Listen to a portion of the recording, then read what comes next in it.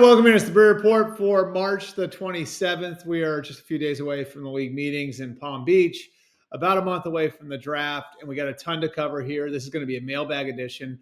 Again, as always, you can check out our print mailbag at themmqb.com. We get to a lot more questions there, give you some more fleshed out answers on a whole wide range of topics. So be sure to check that out. We are going to get to 3 of your questions here. And we're going to start with a question from Joe McCarthy. That's Joe McCarthy at JMcCarthy86 on X. His question: do you think the team that drafts Travis Hunter will confirm their plans for him on draft night? Reason I ask is because they'll fill out their own draft card, specify position. Or will they just say cornerback because that's what he worked out as? Joe, this is not this is not like a baseball player going into the Hall of Fame where he has to choose what sort of hat he's going to wear.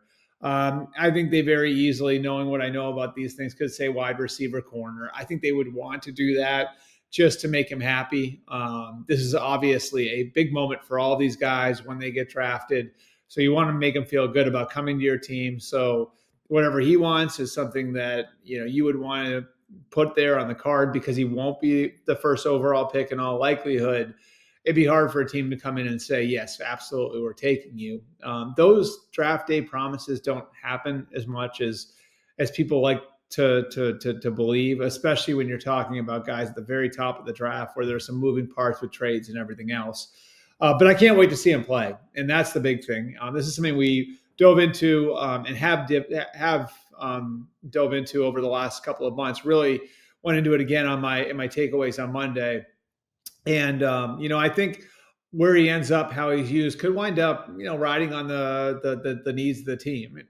In other words, I think most teams would probably look at him as a corner first, just because logistically that's the easiest thing to do. Is the way he was used at Colorado, where he spent the bulk of his time Sunday through Friday preparing for Saturday games on defense. He met with the defensive backs. He met with the defensive squad. He practiced chiefly on defense. And the reason why is because when you're putting together a defensive game plan, a lot of it's reacting to what you see out there on offense. You don't dictate that. You can't figure out you ahead of time. There's no way to really know what the other team's going to do. And so defensive players have to prepare for all of that.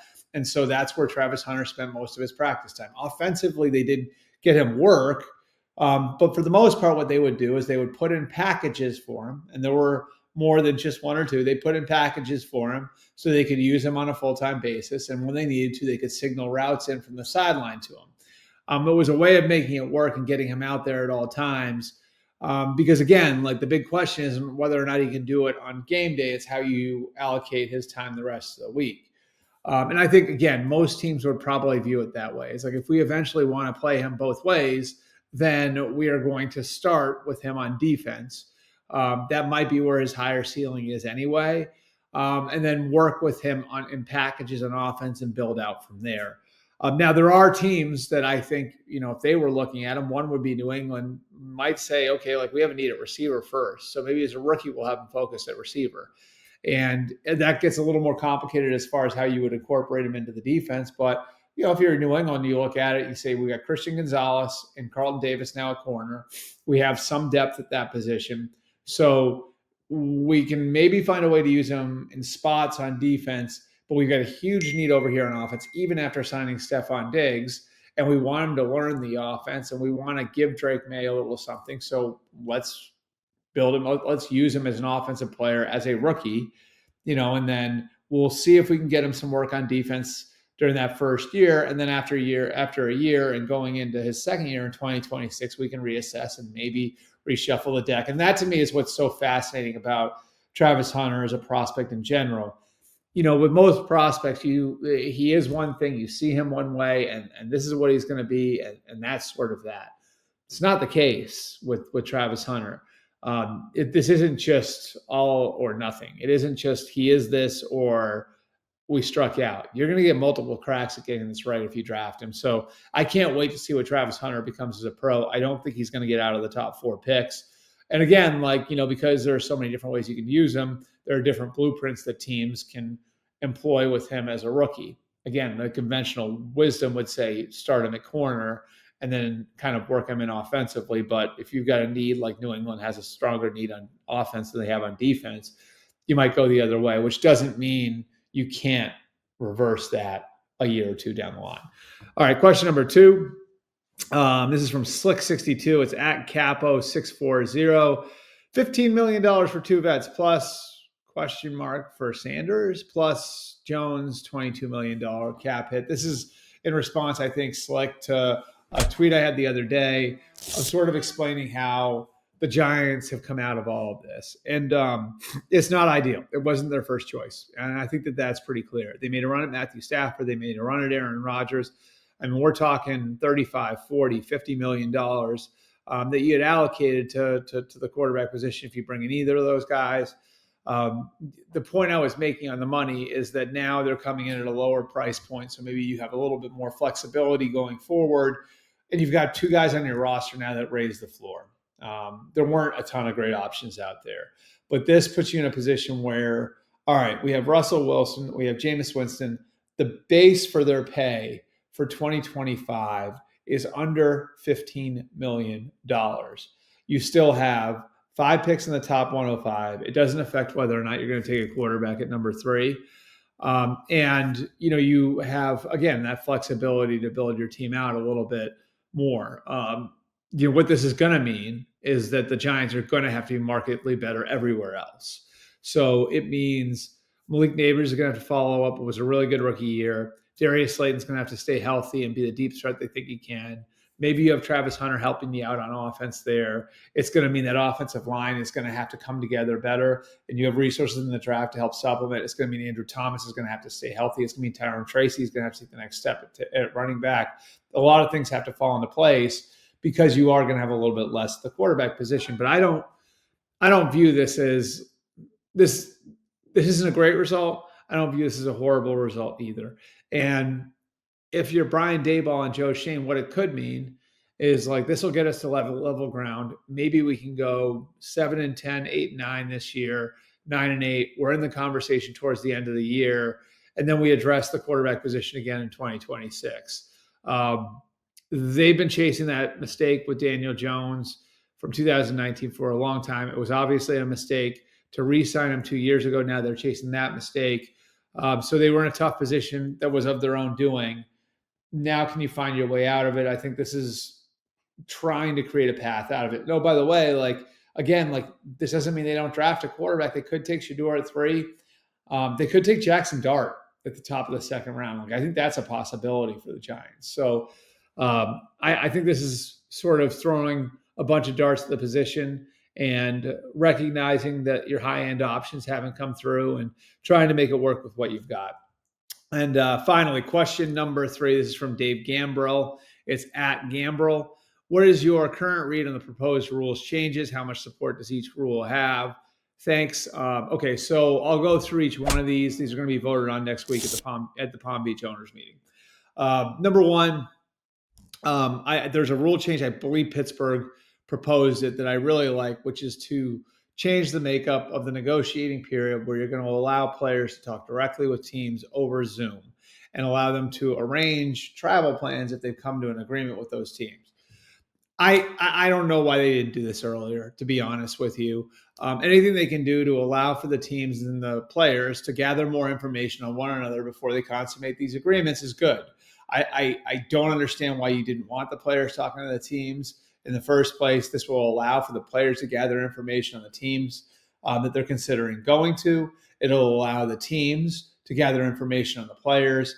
This is an easy one. I think this one gets voted through. It should get voted through. I actually think it may be the best solution here would be to extend the negotiating period so guys have a chance to actually take visits. The way that it's worked in the NBA forever, where if you want to go and visit teams, and that isn't part of this rules change, but I think if you extended the negotiating period, maybe it could be, where you can go look at the city, you can go look at the team facility, you can go meet with the coach face to face. I don't think that would be a horrible result. I think that's something that could wind up working for everybody down the line if they could find a way to formalize it. But this is a good step in that direction, where at least there'll be some contact between the teams and the players. The kickoff rules changes, I do think those will get voted through. The idea here is to formalize this and make it long term, which I think they just listening to the guys talk over the last couple of days. I do think they think it's worked. Just one anecdotal piece of evidence: the injury rate on kickoffs up until this were about double the rate of a normal play from scrimmage. Last year, the injury rate was about equal to a normal play, so they cut it in half, which is obviously really good. So that's good. I think the other thing is they want to find a way to create even more returns. They didn't get the amount of returns that they had hoped for last year. So the way they're going to do that is they're going to move the touchback out from the 30 to the 35, which to me makes a ton of sense. That's going to allow for teams to look at it and say, okay, we don't want to give the other team the ball on the 35. So now we're going to allow for kickoff. We're going to cover that kickoff, all of that. So that part of it makes sense. And then, I think the onside kick rule, it never really added up to me why it was limited to the fourth quarter, why you couldn't do it earlier in the game. So at least making it, and you still can't do it when you're ahead, but at least allowing for onside kicks earlier in the game makes all the sense in the world. So that one, I think, also gets voted through. The tush push is one that's going to be discussed and has been discussed ad nauseum over the last couple of years. I am against changing the tush push rule because I don't like the idea of changing a rule simply because one team is excellent at one thing. And I think that's all this is. There's one team and one team only because of their offensive line, because of their quarterback, that's able to do this at this high a level. And I mean, if you look at half these plays, they're not even pushing Jalen Hurts. Half these plays, Jalen Hurts is just getting low and, using the leg drive he has out off of, having a 500-pound squat, being able to push through the line. So I don't think that they should change this rule because of one team's success. And ultimately, I don't think the owners will change the rule. So those are three of the rules that are right there at the top of the docket. There are a couple more. One that's interesting is taking the automatic first down out of defensive holding and illegal contact penalties. I don't think that one gets voted through just because of the unintended consequence and how that could be coached and how you could see guys getting tackled to the ground if they get beat off the line now if you're in a third and long situation. I think it's something you probably need to study a little bit more.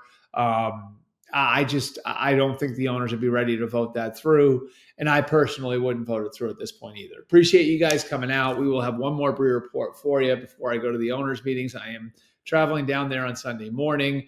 That meeting goes Sunday, Monday, Tuesday, likely ends Tuesday late afternoon. Sometimes it spills into Wednesday. We'll have plenty of news from there. We'll have plenty of coverage from there here on our YouTube channel and, of course, on the website. And we'll have another Breer report again for you coming Friday. We'll preview a little bit more of what you'll see from that owners meeting. Be sure to check it out, and we will see you guys then.